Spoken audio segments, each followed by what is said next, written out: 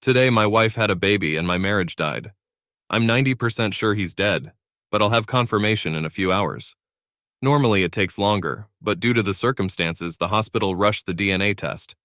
Of course, I'm sure it won't make a difference. My phone tears up on the table as I sit in a bar 10 minutes away from the hospital. I keep staring at the screen, even though I know the doctor won't call me for at least a few more hours. The calls I ignore come from my wife, kids, and relatives. I'm sure they all want to know what the hell is going on, and I do too. The baby girl is very beautiful, with blonde curls just like her mother. She was born weighing 7 pounds 12 ounces and 19 inches long, a perfect premature baby. Except, according to my wife, she was at least 6 weeks premature. Granted, I don't have a medical degree, but I'm not half-assed either. A baby born so early would not have looked so perfect in its development and coloring. My wife had lied to me, and now that I had removed the blinders of absolute love, I realized that my greatest fear had come true. The child she had tried to pass off as mine was actually the offspring of my late best friend. The waitress leaves me a 5th Jack Daniels. At this rate, I'll spend $150 on a bottle that sells for $25. I just don't care. I slip back into my coma. The 3 amigos were a lifetime ago, literally as far as Gary was concerned. He, Tracy, and I have been inseparable since our families moved into the same neighborhood for 2 years when we were about 5 years old. Gary's family and I moved one summer, and Tracy's family moved the following spring. Gary and I had become friends by then, but Tracy fit in with us without a problem because she was a total tomboy at the time. She ran faster than me and was stronger than Gary, and there wasn't a sport or game we didn't play without her. When the other girls in the neighborhood were playing with dolls, Tracy would play kickball or stickball with Gary, me and the other boys in the neighborhood, and not just her. When we became teenagers, things changed somewhat. Tracy, in particular, changed physically. She went from a skinny blonde with long pigtails to a young lady with developing breasts, a shapely ass and legs, and flowing silky hair. Gary and I both noticed the change, but we never spoke of it out loud for fear that Tracy would trample us into the dirt. Although a year later we were still inseparable, I certainly didn't mind the rare occasions when Gary wasn't around for one reason or another. In those moments, Tracy and I seemed closer, both physically and mentally. And in fact, I received my first kiss one summer Sunday afternoon when Gary was somewhere with his family, and Tracy and I were sitting together on a swing on my front porch. I don't even remember what we were talking about, but suddenly she leaned toward me and kissed me gently on the lips. Her lips were full and soft and tasted like the strawberry chapstick she used to use all the time, and my brain suddenly became very good at imitating a TV that had lost reception and was snowing. "Wow," I whispered, completely unaware of what I was saying. Tracy blushed as our eyes met. I reached out my left hand, took her right hand in mine, and we just sat together and swayed. Gary returned to our house the next day, and if I hadn't been involved in the kiss the day before, there was no way I would have believed it had happened. Tracy was back to her normal, reserved demeanor, without the slightest hint that anything had changed. At one point, I even tried to take her hand in mine, but she calmly pulled away. I was puzzled, to say the least.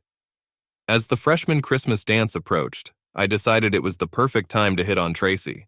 As we walked home from school together, Tracy, Gary, and I swallowed hard and asked, "Tracy, if you're not doing anything next month, would you like to go to the Christmas dance with me?" Tracy, who was standing between Gary and me, stopped, causing both Gary and I to stop. I noticed the smirk on Gary's face when we stopped. I'm on my way with Gary. He asked me yesterday, Bobby." Tracy looked uncomfortable, Gary smirked, and I felt like I'd been punched in the stomach. "Sorry, Bobby, you snooze, you lose," Gary snorted. I felt stupid. First of all, I had no idea what Gary was thinking about Tracy, and secondly, because it was one of those unwritten male codes. You don't mess around with someone else's girl, even if I'd just found out about it. "Hey, Gar, I didn't mean anything by asking. I didn't know, bud." "I got it, Bobby. We're fine," he said cheerfully. The rest of the way home, Tracy fidgeted and looked awkward. She and Gary made small talk, and I kept quiet. I didn't ask anyone else to the dance or go to the bachelor party. Yes, I felt betrayed by both of my best friends. My father had seen me moping around the house the night of the dance and knew the reason why. My parents were in the family room watching TV, and I was in my bedroom listening to music on the CD player, when there was a quiet knock on the door and my father poked his head in. Girls, huh? He said, coming in and sitting down in the chair behind my desk. You can't live with them, but you can't kill them either. I shook my head to chase away the cobwebs. I looked at him like he'd just stepped off the moon. He gave me the crooked grin I knew so well. Thanks, Dad. Good talk, I said. After the Christmas dance, the three amigos turned into the two amigos and their friend. We still practiced together, but Tracy and Gary were now an official couple. They remained that way throughout middle school. Eventually, I started dating other girls. The two amigos were finally separated by college. Tracy went to Michigan State and Gary went to UCLA. I ended up at Michigan State too, but due to my own fiddling with the guy code, I barely interacted with Tracy my freshman year. She seemed puzzled by this development, but I didn't want anyone to accuse me of trying to steal her away from Gary. Tracy's mom came up to me one day and asked me if I was mad at her daughter. Rhonda and Mark Ford were practically like parents to me, and I respected them as much as I respected my own parents. She misses the old days, Bobby, Mrs. F told me. It can't be like that anymore, Mrs. F. We're not 7 years old anymore. And besides, if she's not dating me, I can't imagine anyone better than Gary, I replied. Things didn't change during my sophomore year, but at the end of my junior year, Tracy invited me to be her date to her sorority's official event. I was both surprised and wary. Tracy, aren't you still dating Gary? I asked. I really don't want to come between you two. Gary and I broke up after the summer, she said. He told me he was going to stay in California after graduation to go to law school and didn't want to keep me for another 3 years. Law school? Gary didn't see that coming, I said. Our first date was tentative at best. She asked if I would be willing to ask her out on a second date. On the second date we kissed, and on the fourth date we had sex. I noted to myself that she wasn't a virgin, but if she wasn't paying attention, I wasn't either. We dated for the next 2 years before we got married. Although I was against it, Gary was my best man. It was a little awkward for both of us. I mean, asking a guy who had previously dated and banged the woman you're marrying as your best man isn't exactly standard procedure. Right after the wedding, Gary moved back to California, and I didn't think of him for over 20 years. Our daughter, Kaylee, was born 2 years after we were married. Our son, Jeffrey, was born 2 more years later. We learned about Gary's infrequent appearance at home in a few days from my mom. Our parents still lived on the same block, and Mrs. Prescott told my mom that Gary was coming home to say goodbye. He had cancer and had less than a year to live, so he wanted to see his parents while he was still in good physical shape. My mom asked his mom if a reunion could be arranged so he could see his old friends and other relatives. His mom thought it was a great idea. Gary was in the first stage of treatment and still looked pretty good, although it was obvious that he was incredibly depressed. He was single, twice divorced, and had no children. He, Tracy, and I must have spent at least 6 hours talking about life, his life in particular, and how it would end. Toward the end of the evening, Tracy had a thought that ultimately destroyed our marriage. How about we come and take care of you until it's time for you to go into hospice care? Tracy asked Gary. Gary and I were shocked at what Tracy proposed. She and I hadn't talked about it, and at first glance I didn't see how we could even bring it to life. As our oldest friend, Bobby, who else should do it? But the doctors say I have a few more months before I need hospice care, Gary remarked. Of course you guys can't quit your jobs and sit with me. I mean, you're paying for 2 kids in college right now. I work for a national insurance company that focuses on family vacations, Tracy explained. Bobby can use his vacation time and get some personal time. That's probably about 2 months total, hun, I said. That's not long enough. Well, you could take it a week at a time and stretch it out to 4 months. The rest of the time I can manage on my own. I didn't like where this was going. I knew Gary was our oldest friend, but my wife had just volunteered to spend a few months away from me and our home to take care of him. And since she did it right in front of him, that meant I'd have to look like the world's biggest villain to turn down her offer. And yet, Tracy, that's a bold commitment, I started to say, but she interrupted me by throwing me a furious look. Then it's settled. That's what we'll do. I swallowed hard and bit my tongue. That night, I barely walked through the door as I exploded. What the hell, Tracy? You're going to leave me for 6 months to play babysitter to an ex-boyfriend? You selfish bastard, she yelled at me. Is that what this is about? You can't get over the fact that he slept with me before you. That night, I slept in Jeffrey's old bedroom. It took us 3 days to come to some sort of agreement to help Gary, which in married language means that Tracy got her way. and we did exactly what she promised Gary we would do. Gary was humbled and grateful. I can't even begin to guess how many times he thanked Tracy and me. I have to admit that after the first month I felt like a bit of a selfish chump. I also have to admit that after the first month of working, taking care of the house, and helping Tracy take care of Gary, who had both good and bad days, I was very tired. Maybe it was because I was tired, but by the second month I sensed that something was wrong between Tracy and me. I realized that she had to be tired from everything she did for Gary, sometimes even more than I thought was necessary, so I didn't spend too much time worrying about it. I was more concerned with the looks Tracy and Gary slyly exchanged a few times while I was around, as if they had their own special language. For the next 2 months, everything went smoothly. A few times I felt like I was imposing on their time together. I was also somewhat surprised that Tracy seemed somewhat reticent about our sexual encounters. After a week apart, I was ready to throw myself into her arms, but she seemed bored. Again, I chalked it up to mental and physical fatigue. After 4 months, my days were over, and although Gary's condition had worsened, I knew he still had some good time ahead of him. Tracy would have to pull it all on her own, and I would have to resign myself to being alone for a month or more.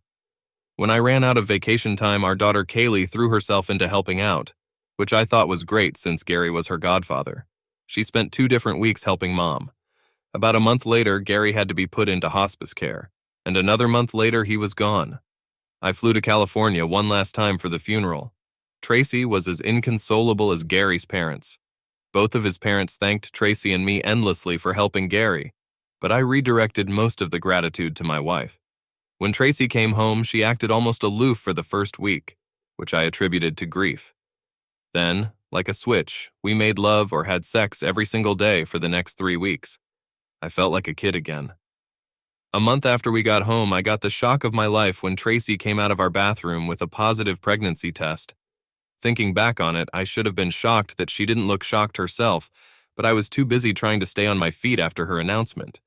Tracy and I were both 45 years old. Our kids were 22 and 20.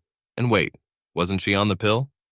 Sorry, babe, but I forgot to bring the pill with me to California, and once I got used to taking it, I didn't bring it up again when I got home. You know none of us believe in abortion. We can do it again, you and me. I heard myself agreeing with her somewhere inside my head. Holy shit, I'm gonna be a father again. For about a week, I walked around with a silly grin on my face. It didn't hurt that, as with her previous pregnancies, Tracy's libido was at an all-time high and we had sex every night, sometimes twice a night. It was almost too much to bear, almost. When my daughter came home for a long weekend, she and Tracy went maternity and baby shopping. We had long since thrown out and given away everything left over from our previous children. The girls came home cheerful and joking, and I must have carried a dozen bags out of the car. The girls quickly made dinner, and we all laughed as Tracy gave her random thoughts on the difference between what she buys today and what was available a couple decades ago.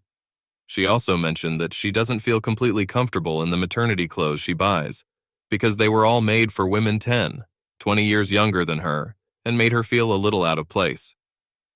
Well, Mom, you can't help it if you're an effeminate woman and someone took it literally, Kaylee laughed. I saw Tracy frown quickly, mulling over her comment. It didn't escape me that Kaylee had said someone instead of daddy. It wasn't a casual comment, and my stomach rumbled. I remembered the discomfort I'd felt when I'd traveled to California to help Gary. I kept my thoughts to myself, but kept my ear to the ground for the rest of the weekend.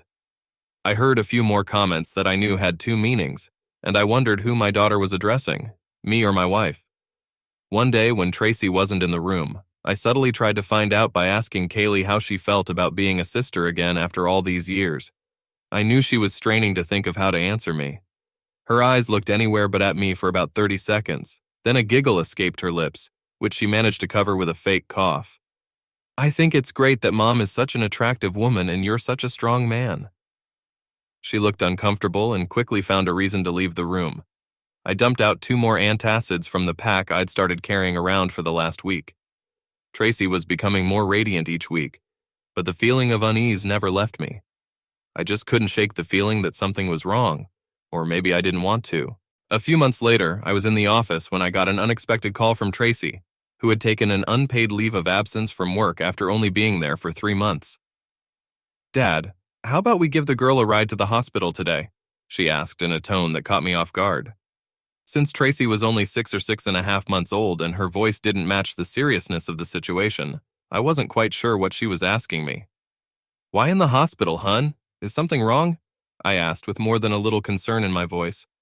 "Well, baby, my water broke and I'm just too lazy to go to the hospital," she purred. "Oh, shit," was all I could reply. I grabbed my car keys, ran into my boss's office to tell him my news, and ran out to my car. I lived 15 minutes away from the office, but that day I made the 12-minute drive. I kept thinking that Tracy was being awfully careless considering she was only 6.5 months old. I knew that premature birth was not the best thing for a baby's health. I couldn't believe how calm Tracy was when I got home, but I guess having 2 more children had given her confidence. I was even more nervous than I had been with the first 2 babies. 10 hours later, I was the father of a beautiful, perfect second daughter. Except I wasn't. The longing in my stomach couldn't even explain how bad I suddenly felt. After the nurse took the baby to wash her, she started to hand her to me, but I instinctively pulled back, much to the nurse's shock. "It's a full-blown baby, isn't it, Doc?" I asked in almost a whisper. He looked at me, then at Tracy, who was still being cleaned by another nurse. They exchanged meaningful glances. Then I saw Tracy shake her head almost imperceptibly. "I'm sorry, Mr. Marsley, but I don't have permission to discuss the child's health with you.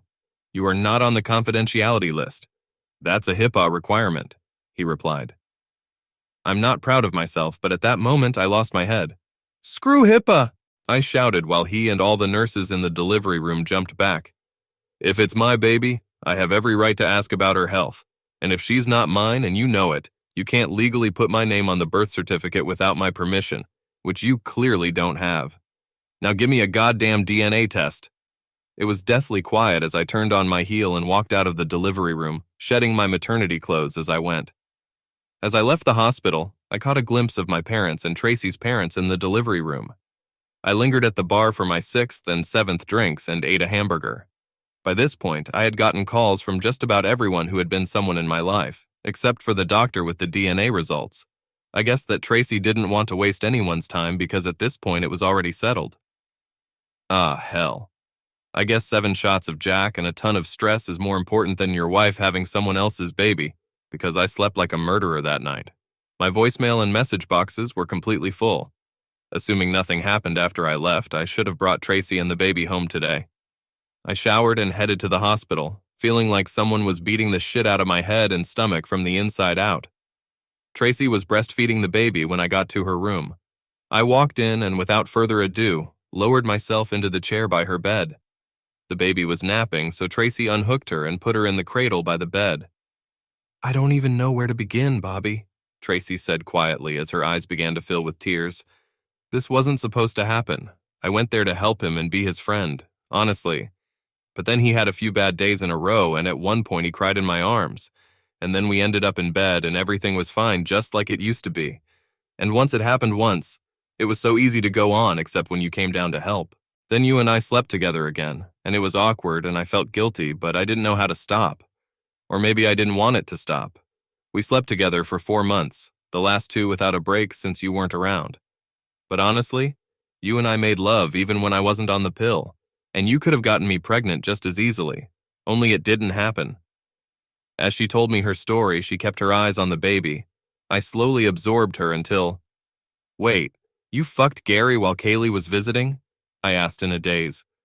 Tracy blushed to a crimson color, and it took all my stamina not to strangle her. "She knew and never said a word to me," exclaimed I in utter disappointment. "Say you at least threatened her or bribed her in some way, that can't be. Jeffrey knew too? And our parents? Does the whole fucking world know I'm a goddamned cuckold?" Tracy's eyes widened and tears slowly rolled from her eyes. "I know my daughter, Bobby.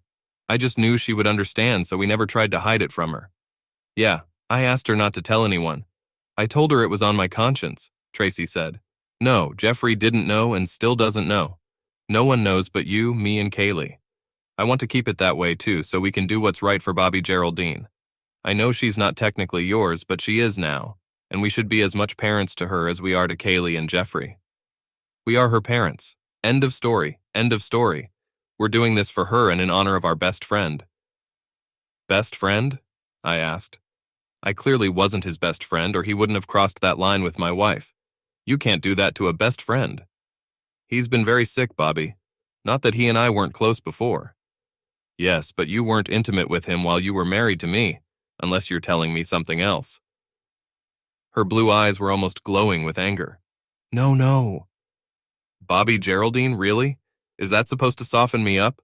What's her last name? Bobby Geraldine Martin. That's my last name too, remember? But her birth certificate lists her as Gary's daughter, though no one but you and me should see that document if you still intend not to be listed as her father. Oh yeah, I wheezed. Why, Bobby, he was our best friend. He's gone now. I gave him comfort and love in his last days. Is that such a bad thing? You speak of it so sympathetically. But you were a married woman. You crossed the line in your compassion. You never asked me before you broke your vows, violated our trust, and disrespected me. Yes, I realize this is your body and you don't belong to me. But we took a vow of loyalty before God and our families. At the very least, we should have discussed it first. Our vows were not made in a vacuum. And there's no way in hell I'm raising a child that another man fathered with my unfaithful wife. It's Gary's baby, Tracy whined. You wouldn't think twice about raising her if Gary died and she was left alone. No, I wouldn't agree, but I never agreed to raise his child with you, I said sadly. You know I love you, Bobby. I don't want to lose you and what we have because of this. A mistake, I said, finishing her sentence. No, I wasn't going to say that, she replied. Okay, it may not have been the best decision of my life, but I'm not going to call it a mistake. The mistake was that we didn't talk about it first, and that's my fault. We didn't talk about it at first because you knew I would never agree to you sleeping with Gary, let alone having a baby with him, I growled. And if it wasn't for the fact that you got knocked up, you probably never would have told me about the sex. Despite how you say it started, you made a willful decision to keep doing it, and you even did it in front of our daughter. I know how to spell humiliation, and that's B-O-B-B-Y. Thank you so much. Kaylee and Jeffrey came home from college the following weekend to see their new sibling. I was chilly at best when my daughter walked into the house and she looked guilty. That night, Kaylee and I cooked dinner together after she and Jeffrey talked about the baby for about an hour. She didn't look at me directly once the entire time we maneuvered through the kitchen, and it was pretty quiet. Jeffrey cleaned up the dishes after the meal, and I took Kaylee's hand and led her out to the back patio so we could talk privately. We barely had time to sink into our chairs before I let her do it. You fucking knew she was cheating on me and you didn't say a word, hissed I. Kaylee jumped back from my outburst and her eyes started to water. She lowered her eyes, started to say something, and finally looked up at my exhausted face.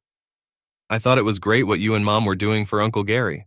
And then when Mom did what she did, well, at first I was a little shocked, but when I thought about it, I began to look upon it as courageous and sad and compassionate and loving and tragic. It was almost like Shakespeare. I didn't even think about the fact that she might be pregnant. I thought he was too sick for that. Plus, I assumed she was on birth control. A compassionate friend or a cheating whore. I guess those are my options. I spat at her as she cried. Eat shit, Bill Shakespeare. What about the tragedy my marriage turned into? Have you given any thought to good old Dad? Of course not. Sunday afternoon, the kids went back to college. It was just the three of us after that, and the house got pretty darn quiet. Several times over the next few days, Tracy tried to ask me to help with the baby, even just to hold him for a few minutes. I refused each time, much to her dismay. You're going to play 5-year-old with me, she yelled at me once when I asked her to hold the baby for a minute for some reason. Grow the fuck up. Put your big boy pants on. In all the years we'd been together, Tracy had probably never dropped the F word on me more than a few times. I knew she was angry, but that wasn't my problem. I looked at her like a zombie and silently walked out of the room. Work was my solace. I could be away from home for 40 hours a week. When I was home, I was often alone. I had a lot of things to decide. I knew I shouldn't punish the child, that she wasn't guilty of anything, but at the same time she wasn't my concern. She was Tracy's concern.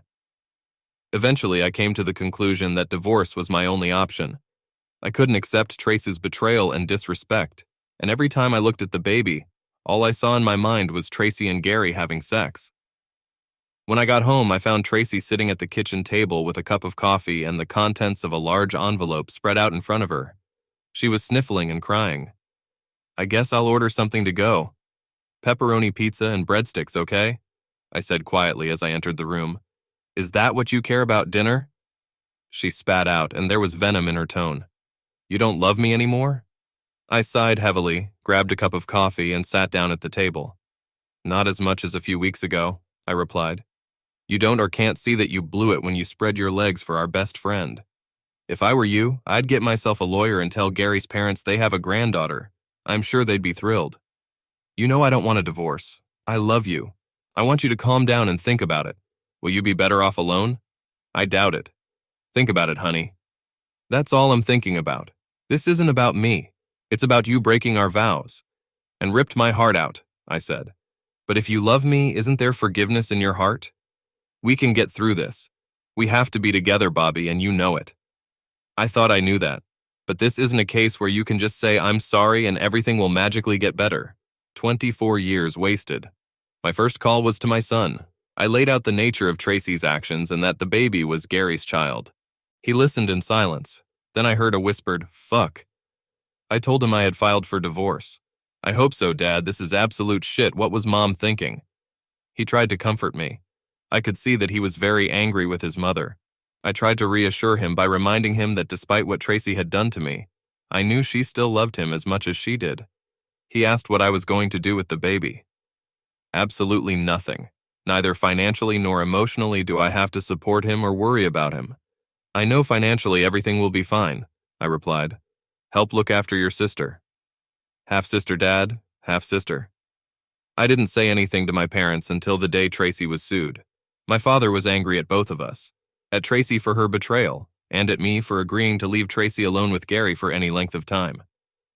You knew they had a thing for each other years ago. I can't believe you would be so naive even if you trusted her completely.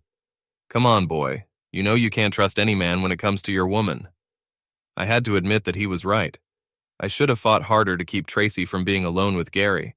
At least that was on my conscience. Mom saw things very differently than Dad did. In her opinion, I was wrong to leave Tracy and not try to make up. Everyone makes mistakes, she said quietly to me as Dad sat back and frowned.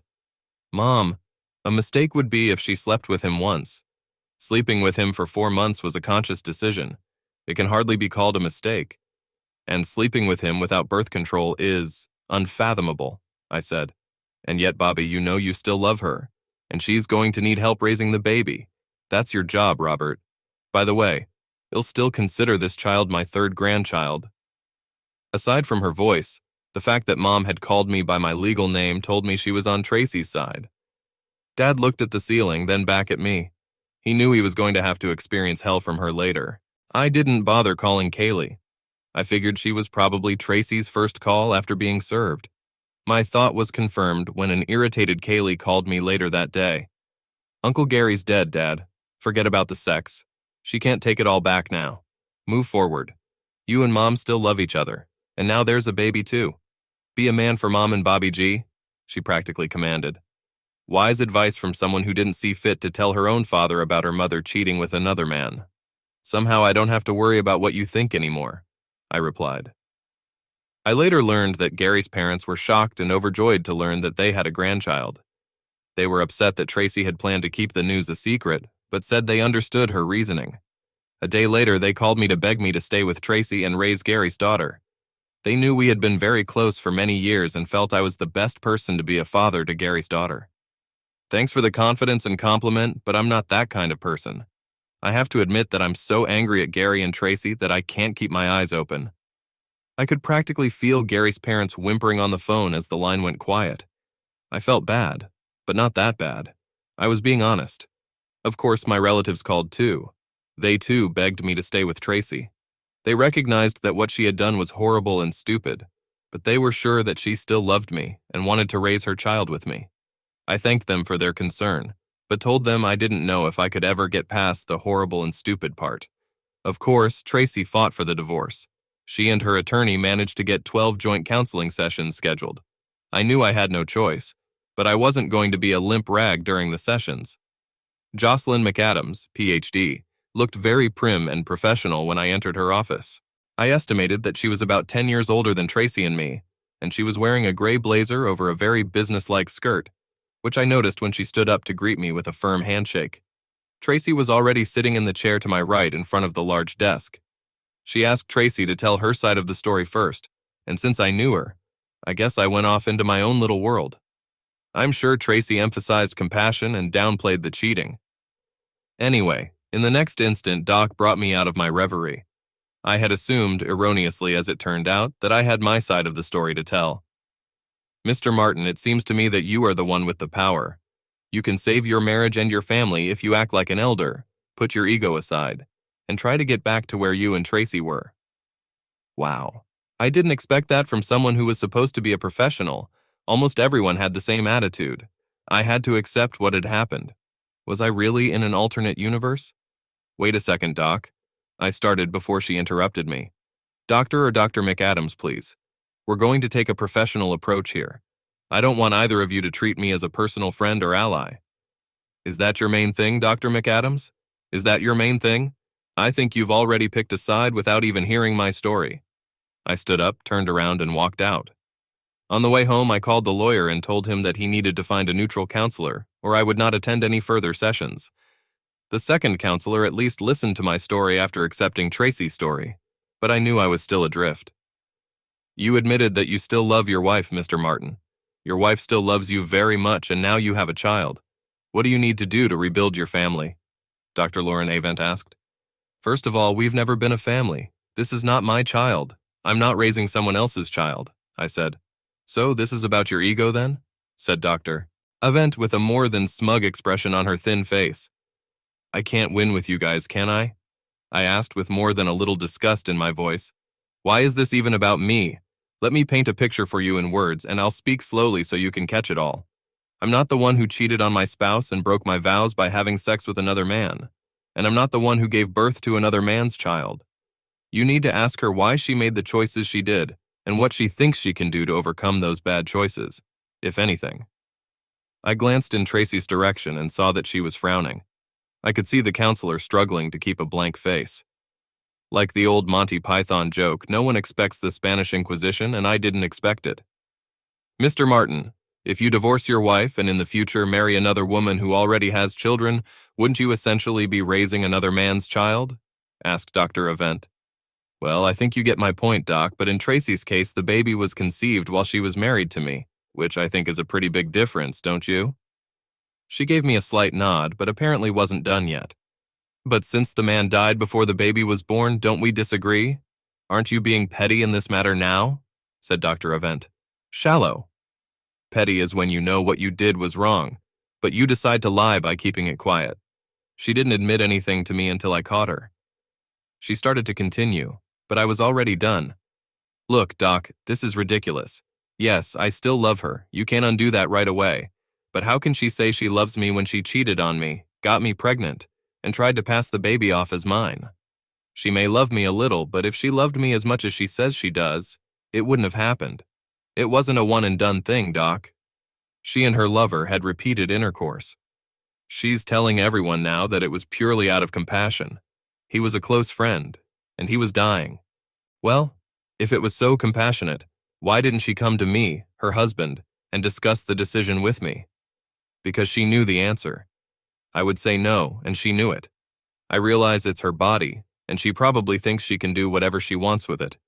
But as soon as we said our vows, she gave up her right to unilaterally give her body to another man, at least without discussing it, and/or without letting me know how I should proceed if I ever wanted to give my body to another woman, for whatever reason. Once we made our vows to each other, we no longer operate in a vacuum. It's simple, Doc. Doc sat with the look of a comatose man, only with her eyes open. She tapped her finger on the clipboard for a few seconds. So do you have enough love left to at least try to be a husband and father? You say you still have love left for your wife. The biological father of the child is dead. There's no reason to make her a victim, Dr. Avent said. Step forward. Nice wording, Doc. Attack my manhood. Try guilt. My wife and our best friend deliberately ripped my heart out, Doc. If he were alive right now, I'd punch him in the face. My love for her grows weaker by the minute. A child? Unfortunate, but not my problem. Translation: no chance of saving this marriage. We had our second session with the counselor. I said nothing but hello and goodbye. Tracy whimpered, stiffened, and cried. I can see you're not going to budge and even consider it, Mr. Martin. I'll tell the judge we're done. Thanks, Doc. The divorce was finalized 6 months later, just in time for Christmas. We lived in a no-fault divorce state, so we split everything equally, except that Tracy paid me for my half of the house, which was fine with me since she had a child to raise. Gary had left us most of his estate when he died, so Tracy had the money for the house. She also got several years of child support since I was earning more than she was. Although my son was still in my corner, so to speak, I knew he wanted to spend Christmas with as many relatives as possible, which meant his mother, sister, and younger half-sister. I told him I was okay with that, and we would celebrate New Year's Eve together. 2 days before Christmas, I stopped by my former home to drop off presents for everyone, including my ex-wife and her baby. It wasn't much for Tracy and the baby, but I didn't want to look petty in front of my kids. Tracy was surprised to see me at first when she opened the door, holding Bobby Geraldine.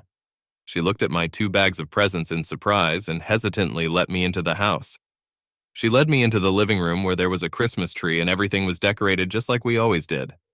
The only difference was that I didn't do the setting up and decorating like I usually did. Tracy saw the look on my face as I looked over the jewelry and held back a tear. How about some eggnog, Bobby, and then I'll put the bags under the Christmas tree. Could you hold the baby for a minute? I wanted to be rude, I really did, but I couldn't. I hesitantly reached out my hands and took the baby, her baby, with Gary's. I held back the bile that started to rise from my stomach when she went for the eggnog. I stood like that, holding the baby straight away from my body like she was some kind of explosive device, for about 30 seconds. Then I cradled her with my right arm like I used to do with my children long ago, and sat down in the chair. Tracy came in with 2 glasses of eggnog, one for each of us, and sat down in the second chair in the room, smiling at me when she saw the baby cradled in my arm. That brings back a lot of memories, Bobby. You were always so kind to children when they were little, she said softly. It's not every man's gift to know how to handle babies and toddlers. I smiled shyly. The baby was beautiful, echoing her beautiful mother in many ways, but I could never feel comfortable with her given the circumstances. If one does not forget, can one ever forgive? I don't think so, although I know many people, especially in my family, disagree with me. We chatted for a while, and then Tracy picked up 2 bags of presents and started putting them under the tree. When she got to the first bag with Bobby Geraldine's name on it, she stopped and had a funny look on her face. You didn't have to turn it on, Bobby, Tracy said as a tear rolled down her face. Christmas is for kids of all ages, baby. I couldn't leave out your little one. I looked at the little girl in my hand. Under the right circumstances, she could be mine. I felt a lump in my throat. Damn it, I couldn't hate the baby even though I hated what her mother had done. I was sure Tracy hadn't accidentally held the baby out to me. Tracy gasped again when she found the first package with her name on it. Oh, Bobby, really? You shouldn't have. I really didn't expect anything. I didn't get you anything. I'm sorry. Don't worry about a thing, Tracy. I just want you to have a great Christmas. You know, you could come in person. You'd be welcome. We'll have more than enough food. I know the kids will love it too, she said. Not this time, Trace. Maybe a year from now. It's too soon, too raw for my mind and heart.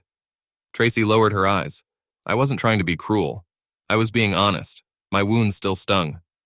Christmas Eve found me at Barnes & Noble in the late afternoon.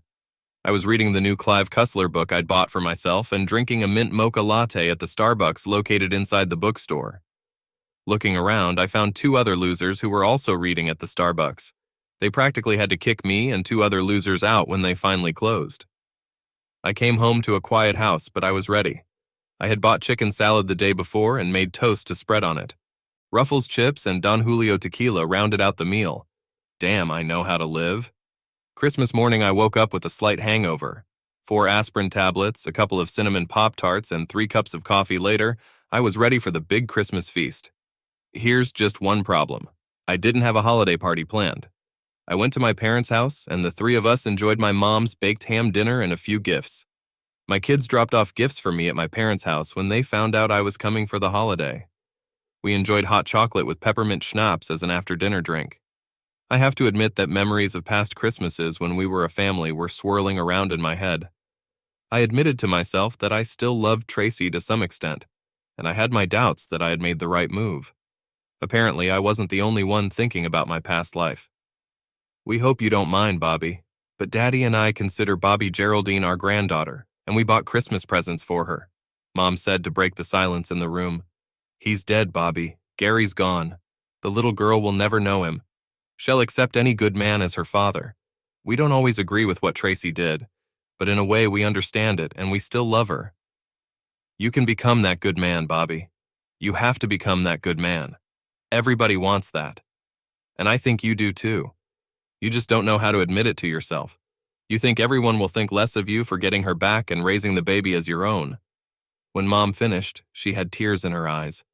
Dad looked at me like I was a bullet. Could I have been the only one who didn't see it? Maybe, but every time I thought about it, I realized I'd never be able to look at myself in the mirror if I did. She cheated on me for months, tried to cheat on me and had a child with another man. Her saying that sleeping with Gary was compassionate seemed hollow to me. A year later, very little had changed in my life. I went to work and came home alone. I didn't go on dates, and my number of friends had greatly decreased. Truth be told, I never had many friends. Tracy had a lot of friends, and so did we as a couple, but both had mostly left me after the divorce. I wasn't surprised that her friends left me, but I was surprised that almost all of our friends left. At least I was surprised until one of those former friends explained the situation to me. Apparently, Tracy had been telling everyone that I had left her after the baby was born, without mentioning that the baby wasn't mine. I was sitting at a nearby bar, alone of course, when Carl and Susie Dimmick walked in and took a table. Carl and Susie were one of those couples I thought of as our friends, but when I approached their table to say hello, I received a very cool reception. Susie was openly mocking me and Carl was hardly polite. Considering I hadn't done anything to offend them, I was infuriated by this poor reception and wasn't about to leave quietly. "What the hell did I do to you two?" I growled. "Not for us, but for Tracy," Susie hissed. "How could you just walk away from the sweetest woman in the world because she had a late baby? You suck, you know that." "Is that what this is about?" said I, almost in shock. "How about we listen to the whole story and then decide for ourselves?" They both motioned for me to sit down, but I was too flustered and just stood in front of their table. I leaned closer because I didn't want to yell. "I can only assume no one told you that the late baby you're talking about is not my baby, you bastards. She was living with her ex-boyfriend and got knocked up by him, and it's her baby. He died of cancer about a month after she got pregnant, and she tried to trick me into thinking it was my baby. 24 years of marriage, and that's the kind of respect and devotion I get. So no, I didn't leave her. She left me. Fuck her, fuck both of you, and fuck the horse you came on." I left two stunned former friends at the table. My second Christmas as a divorced guy started out just like the first. This year's Losers Club on Christmas Eve at Barnes & Noble consisted of 4 people. Me, another guy, and 2 women. I looked over my book and sized up the women. One had curly red hair, freckles, and a pretty face, and the other... Wow, why was she here? She was beautiful to say the least. Asian with waist-length black hair and curves hidden under a sweatshirt and skinny jeans. She had perfect ageless skin, and I assumed she was somewhere between 50 and 55 years old. I watched her for about a minute, and then decided screw it. All she could do was say no. I picked up my book and latte and headed toward her. She looked up when I was within speaking distance. "I didn't see you here last Christmas night. You're new to the Losers Club on Christmas Eve. I'm Bobby, president of the club. What brings a beautiful woman to this momentous day?" She giggled at my bad joke, and it was the most delightful sound I'd heard in a long time. I continued, "I know this is hard for you to believe, but I have a second Hungry Man dinner in the freezer that I can heat up tonight if you don't have plans yet. I know we just met, but..." I threw my best puppy dog look at her, hoping I remembered how to do it. "Well, I don't usually do anything spontaneous, but since you're the club president, and you say Hungry Man. Yes, I agree. By the way, my name is Angel Wong. Bobby Martin, club president at your service." I gave her my address and told her to meet me at 6. I left to put the dinners in the oven. I was already heating up both dinners when she showed up at exactly the right time. I had to admit to myself that maybe we were both a little crazy. We were eating dinner at the kitchen table and drinking a bottle of Burgundy. I told her how I ended up at Barnes & Noble on Christmas Eve, and then she told me her story. She was 5 years older than me, 52, and had been divorced for 10 years after leaving an abusive husband. They had been married for 16 years, with the abuse starting after 10 years and continuing until he sent her to the hospital with a broken jaw. Angel was a short woman who was 5'1" and weighed about 100 pounds. According to her, her ex was 5'2" and weighed about 120 pounds. He was often bullied as a child and would become loud and rude verbally when stressed. After 10 years of marriage, this escalated to physical abuse, but when he calmed down, he always apologized and asked for forgiveness. Like many abused women, she just couldn't bring herself to break up with her husband, believing that she was the cause of his abuse. When she woke up in the hospital after another fight, she realized that she had to divorce him for her own physical safety. Her husband was convicted of battery and spent 2 years in prison before completely disappearing from her life. They divorced while he was in prison. Fortunately, they had no children. By her own admission, Angel hadn't gone on too many dates since her divorce, and she had no relatives in this part of the country. She confessed, holding back tears, that Christmas was always the most depressing time of the year for her. "I know it was crazy of me to agree to come here tonight, but I just didn't want to be alone. And how could I pass up dinner with the hungry man?" she explained. At Barnes & Noble, I was feeling sorry for myself, but after talking to Angel, I realized I was still doing better than a lot of people. We sat on my couch together, drank wine, and watched a few Christmas movies, starting with Dickens' version of Mr. Magoo, A Christmas Carol. I knew there was something special about this woman when she completely agreed with my opinion that Mr. Magoo was the definitive Scrooge. Then we watched The Grinch, and about halfway through It's a Wonderful Life, I noticed that she had fallen asleep. She had a smile on her face, and she looked so peaceful that I got a big blanket out of the closet, covered half of it, and crawled under the other half. I must have fallen asleep at some point too, but when I woke up, we were awake, sitting side by side. I don't know exactly how it happened, but when I woke up, we were lying there, Angel's head on my chest and half of her body on top of mine. I had one arm around her, pulling her tightly against me, and my other hand was shoved in my back pocket. There was snow on the TV. Strangely enough, it felt so right. I lay there, cuddling Angel while she slept for another 20 minutes. She stirred and slowly opened her eyes, looking at me in confusion. I tilted my head as far back as I could and kissed her nose gently. She wrinkled her nose adorably, and then gave me the brightest smile I'd seen in years. "Good morning?" she asked timidly.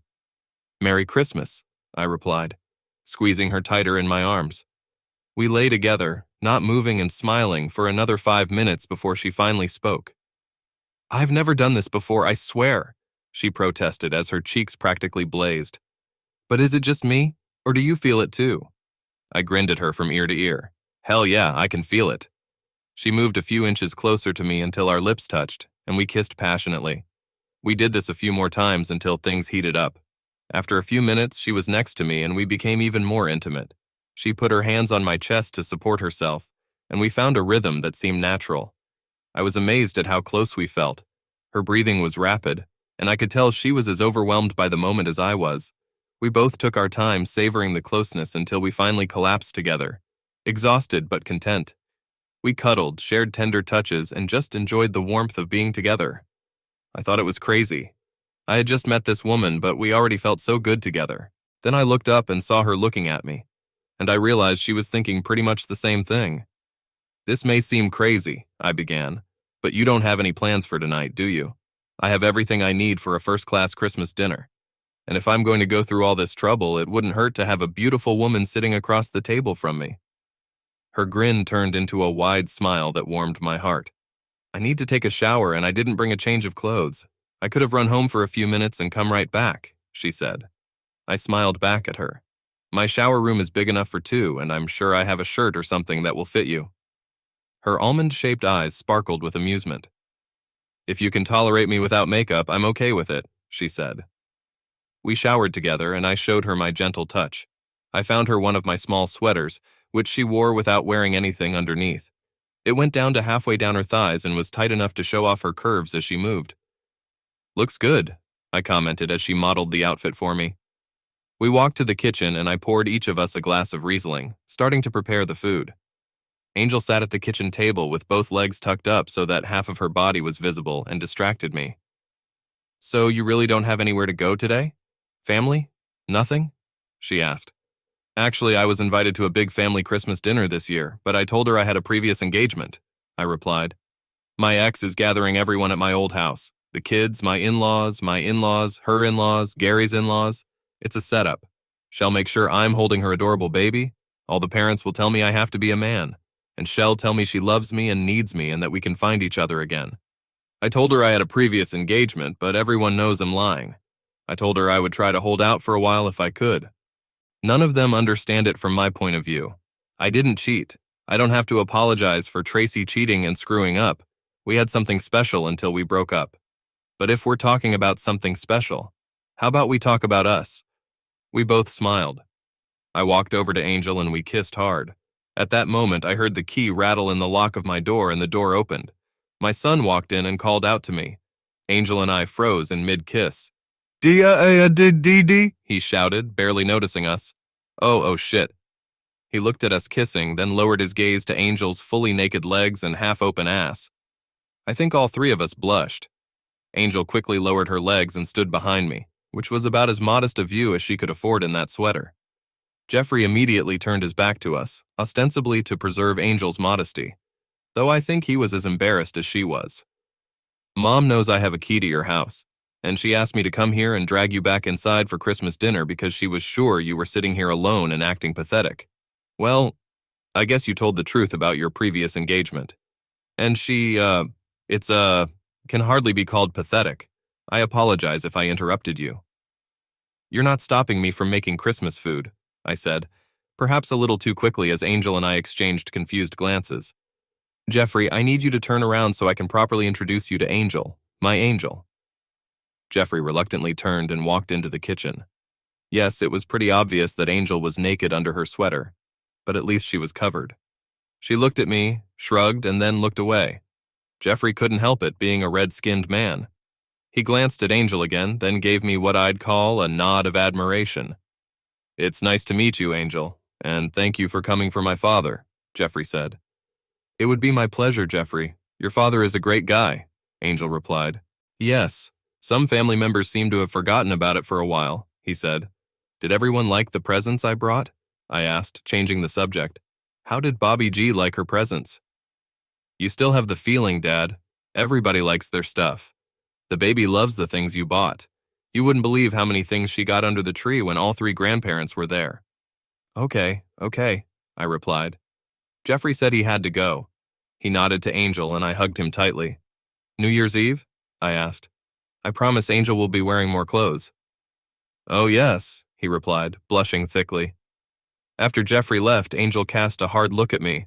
That wasn't too awkward, was it? She asked. And what's with this New Year's Eve thing? I'm not invited first? No, not this time, I said. But where else would my fiancé be on New Year's Eve? Pretty confident, aren't you? She asked. Be even more confident when you pick out your ring tomorrow morning at the Ciaro store. Will you let me go home first so I can get some clothes on? If you insist, I said, trying to sound disappointed.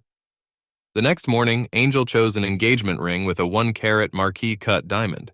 We had lunch and I called my son and then my parents with the news of the engagement. My son seemed very happy for me, but my parents not so much. I think they were still under the illusion that I would bring Tracy back and raise her child as my own. This is so unexpected, isn't it, dear? My mom asked. Are you sure you're not doing this to mess with Tracy? You know she still loves you, don't you, honey? Mom, I'm not trying to hurt anyone. And as for Tracy still loving me, her actions speak for themselves, don't they? Tracy loves Tracy. I didn't bother to tell my daughter. We had repaired our relationship somewhat, but she was still on her mother's side, insisting that Tracy's act was heroic and love-related. I figured she would find out sooner or later and call me to speak out in favor of her mother over my choice. After more than 25 years together with Tracy, my relationship with Angel didn't make sense. I couldn't explain how attracted we were to each other and how well she fit into my life. We could talk about anything, and I felt like we had been together forever. I didn't believe in love at first sight, but everything told me it was. Angel wasn't a child either, and she seemed as confused by our instant and deep attraction as I was. We spent a lot of time exploring the situation in the beginning, but then we realized that we were sucking the life out of it and should just let it flow naturally. Naturally, everything was fine. A month later, she moved in with me, and for the next 6 months we were rarely separated. Mom and Dad seemed to like her, even though she wasn't Tracy, but Kaylee didn't hide her dislike, I guess because she still wanted me to get back together with her mother. 6 months later, we had a small wedding for ourselves. I invited both kids and my parents, and Angel invited a cousin and a friend and their families. For the small celebration, I booked a party room at one of my favorite restaurants. It was a great day, except for Kaylee cornering me and wondering why Tracy and Bobby G and my former in-laws weren't invited. Because your mother is my ex-wife, and inviting her would be disrespectful to Angel. Besides, you seem to forget that we're not friends. Ex-sons-in-law don't get invited either. Angel and Tracy finally met 2 years later when Kaylee was getting married. Tracy planned and executed a beautiful event, and I happily paid for everything. Angel, being a beautiful, intelligent, and classy lady, stayed out of the mother of the bride's business and her plans. My only role at the wedding, other than that of a financier, was the traditional role of walking the bride down the aisle. My heart was overflowing with pride, and my internal memory machine was working overtime. A few times I looked at Tracy and remembered her and Kaylee doing coloring books and baking cookies. It reminded me that things weren't all bad between us. We had 24 good years. Angel understood me perfectly and hugged me as we sat in the church pew. I turned toward her and she pressed her lips gently against mine. I knew then that I could make it through the rest of the day. Angel only interacted with Tracy when necessary, during the rehearsal dinner and the wedding, but not out of fear, but out of dignity. Tracy, for her part, walked around with an annoyed look whenever she looked in Angel's direction. I later learned that she and all 6 grandparents believed that she had usurped Tracy's rightful place and that the marriage was only a short-lived thing. Epilogue. Our short-term marriage had just crossed the 25-year mark. Angel and I celebrated with a nice dinner and a quiet evening of lovemaking. Sure, it wasn't the wild and crazy night of sex that it might have been 15 years ago, but after all, we're both not kids anymore. Afterward, we snuggled against each other for a while longer and then fell asleep in each other's arms. Looking back, I really can't complain about the way life has treated me. I had a good first marriage for 24 years, then I went back and have been in a second marriage for 25 years now. 2 of my children are married and have given me 3 beautiful grandchildren. Tracy never married. From what my children told me, not many men were interested in a middle-aged woman with a small child, even if she was good-looking. In their opinion, she must have had some acquaintances along the way, or she might have killed someone by now. My children keep in touch with both Tracy and their half-sister. The child's 3 grandparents also tried to give her all their love until they started dying of old age. My son, the only family member who had regular contact with me after the divorce, told me that Tracy didn't even go on dates for the first 5 years after the wedding, believing my marriage wouldn't last. I'm sure Angel was sorry to disappoint her,